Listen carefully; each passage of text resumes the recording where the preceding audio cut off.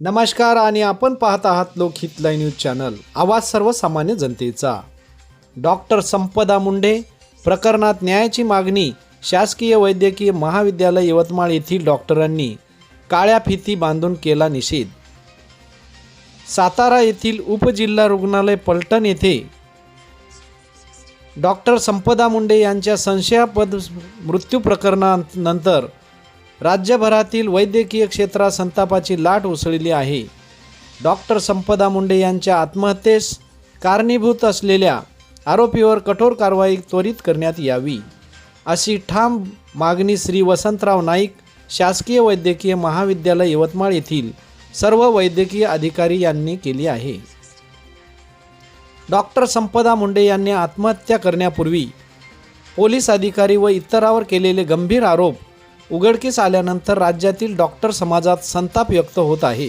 या पार्श्वभूमीवर वैद्यकीय महाविद्यालय यवतमाळ येथील डॉक्टरांनी काळ्या फिती बांधून झालेल्या लज्जास्पद प्रकरणाचा निषेध करत आंदोलन केले। यावेळी झालेल्या घटनेची सखोल चौकशी करून दोषींना कठोर शिक्षा करण्यात यावी व अशा घटना घडू नये यावर प्रतिबंध लावावा, अन्यथा संपूर्ण महाराष्ट्रभर वैद्यकीय अधिकारी संपावर जातील असा इशाराही यावेळी देण्यात आला। या आंदोलनात वैद्यकीय अधिकारी संघटना, मार्ड संघटना, आंतरवासिता डॉक्टर संघटना सहभागी झाल्या होत्या।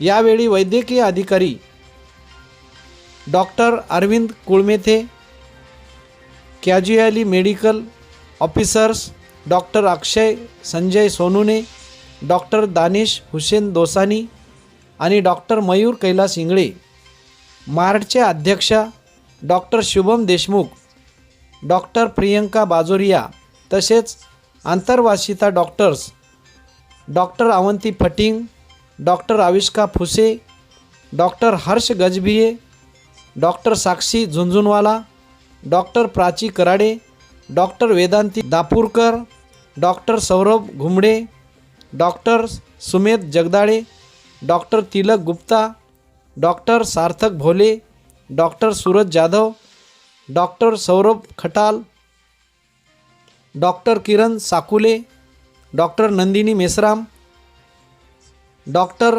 Pradyuman Inchilwar, doctor Abhinav Gupta, doctor Aman Punia, doctor Dakshita Gade, doctor Rajnandini Shinde, doctor Atul Shukla तसेच doctor Yashwant Bokade, doctor Vaibhav Bagal, doctor Vidyasagar Gedam, doctor Ankita Haldar, doctor Tanaya Shende, doctor Sachin Jadhav, doctor Yamini Varthe आदी डॉक्टर सहभागी होते।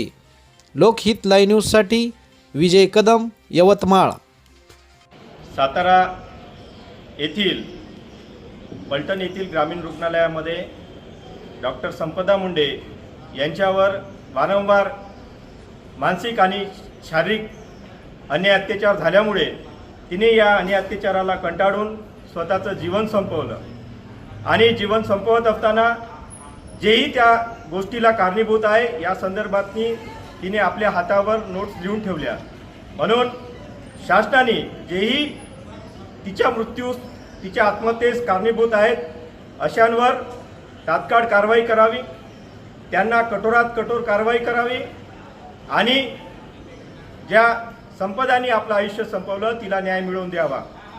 हा न्याय मिळवून देण्यासाठी आम्ही श्री वसंतराव नाईक वैद्यकीय महाविद्यालय व रुग्णालयातील सर्व वैद्यकीय अधिकारी, आंतरवासिता डॉक्टर्स आणि कनिष्ठ निवासी वैद्यकीय अधिकारी आम्ही आज काळ्या फिती बांधून इथे त्या घटनेच्या निषेधार्थ आंदोलन करतोय।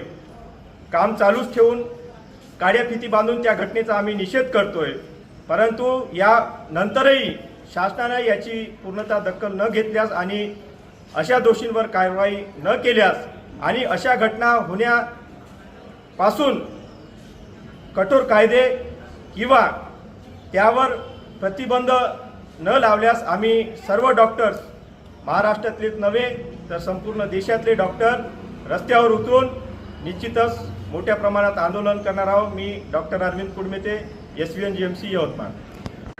आज इथे आम्ही सर्वजण जमा झाले. वसंतराव नाईक वैद्यकीय महाविद्यालय इथले सर्व कर्मचारी, वैद्यकीय अधिकारी, ज्युनियर रेसिडेंट्स आणि इंटर्न्स आम्ही सगळे इथे जमा झालेलो आहे.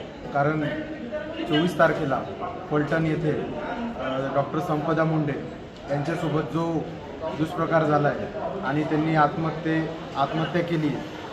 यांनी जी आत्महत्या केली तर त्यांचे दोषीवर त्वरित कारवाई करण्यात यावी आणि इथे आम्ही सर्वजण जमलो आहे. त्या गोष्टीचा निषेध म्हणून आम्ही आज काळी रिबन बांधलेली आहे आणि जर दोषींवर त्वरित कारवाई झाली नाही तर हे आंदोलन आम्ही बेमुदत करू. दिनांक 24 ऑक्टोबर रोजी डॉक्टर संपदा मुंडे यांनी फलटण येथे कार्यरत असताना आज आत्महत्या केली. ज्या सरकारी जाचाला कंटाळून त्यांनी आत्महत्या केली, या विरोधात आम्ही सर्व medical officer, resident doctors, SMGS Yavatmal ही काळी फिती बांधून एक मूक आंदोलन करत आहोत. हे मूक नसून त्याच्याबद्दल आम्हाला भरपूर काही व्यक्त करायचं आहे.